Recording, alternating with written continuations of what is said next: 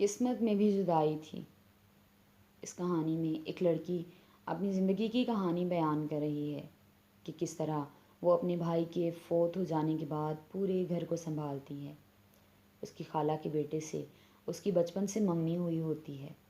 گھر والوں کو سنبھالتے سنبھالتے اس کا منگیتر اسے چھوڑ کر دوسرے ملک چلا جاتا ہے اور وہیں شادی کر لیتا ہے۔ وہ اپنے سب بہن بھائیوں کی شادی کر دیتی ہے۔ وہ اپنی ماں کے ساتھ رہتی ہے۔ آخر اس کی ماں بھی اسے چھوڑ کر چلی جاتی ہے اور وہ اکیلی رہ جاتی ہے، غمزدہ عورت۔ قسمت کے آگے ہر انسان بے بس ہوتا ہے، کیونکہ قسمت کا لکھا انسان مٹا نہیں سکتا۔ مقدر لاکھ کوشش کے باوجود بھی انسان کی کوشش کو ہرا دیتا ہے۔ مقدر میں اگر بے وفائی لکھی ہوگی تو وفا کہاں سے ملے گی؟ یوں تو ہر شخص بڑے احترام سے ملا، مگر جو بھی ملا اپنے ہی کام سے ملا۔ میرے والد بچپن میں ہی فوت ہو گئے تھے۔ میری والدہ کپڑے سلائی کر کے گھر کا خرچہ چلا رہی تھی۔ ہم 3 بہنیں اور 2 بھائی تھے۔ والد جب فوت ہوئے تو ہمارا اپنا علیحدہ مکان بھی تھا۔ بڑے بھائی کو تعلیم مکمل کرنے کے بعد دوسرے ملک جانے کا شوق تھا، لہٰذا اس نے اپنے شوق کی خاطر مکان بیچ دیا۔ بھائی گھر میں خرچہ بھیج رہے تھے، جس کی وجہ سے ہم بہن بھائی اپنی تعلیم مکمل کر رہے تھے۔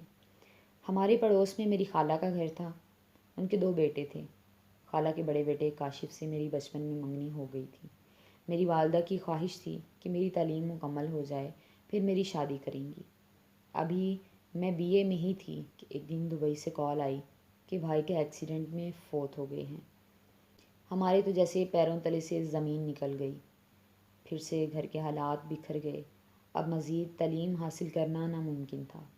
گھر کے حالات کی وجہ سے نوکری کی تلاش شروع کر دی۔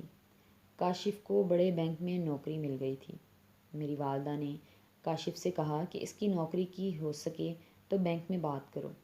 کاشف نے مجھے بینک میں نوکری دلوا دی تو گھر کے حالات میں کچھ بہتری ہوتی ہوئی نظر آنے لگی، مگر حالات ابھی اتنے اچھے بھی نہیں تھے کہ شادی کی بات کی جائے۔ خالہ بار بار آتی کہ اب میرا بیٹا نوکری پر لگ گیا ہے تو شادی کر دی جائے۔ والدہ حالات کے ہاتھوں مجبور تھی، بس خالہ جب بھی آتی مہلت مانگتی رہتی، یہاں تک کہ 8 سال کا عرصہ گزر گیا۔ امی کہتی پہلے چھوٹے بچوں کی تعلیم مکمل ہو جائے پھر شادی کی تاریخ طے کروں گی، مگر حالات تھے کہ مکمل طور پر سنورنے کی بجائے بگڑتے ہی چلے جا رہے تھے۔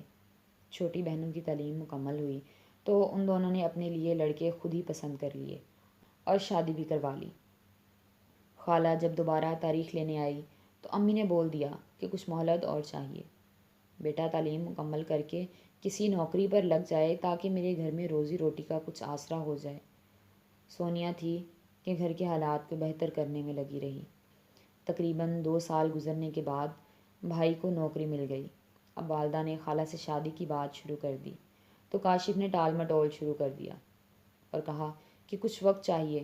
کاشف نے اب نوکری چھوڑ دی تھی کیونکہ اسے اچھی نوکری مل گئی تھی، اس وجہ سے اسے لاہور شفٹ ہونا پڑا۔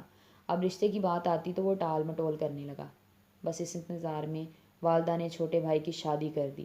اب گھر میں بھابھی آ گئی، مگر میری قسمت مجھے دھوکہ دیتی چلی گئی۔ والدہ کی طبیعت خراب رہنے لگی اور کچھ عرصہ بعد والدہ بھی ساتھ چھوڑ گئی۔ اب تو سونیا بالکل اکیلی تھی اور انتظار تھا کہ ختم ہونے کا نام ہی نہیں لیتا تھا۔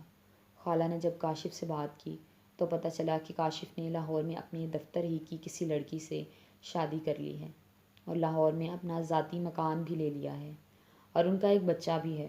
سونیا کو تو یہ بات بجلی کی طرح لگی کہ گھر کے حالات ٹھیک کرتے کرتے ساری زندگی گزار دی اور جسے چاہا وہ بھی اپنا نہیں رہا۔ سونیا کی تو زندگی ہی اجڑ گئی۔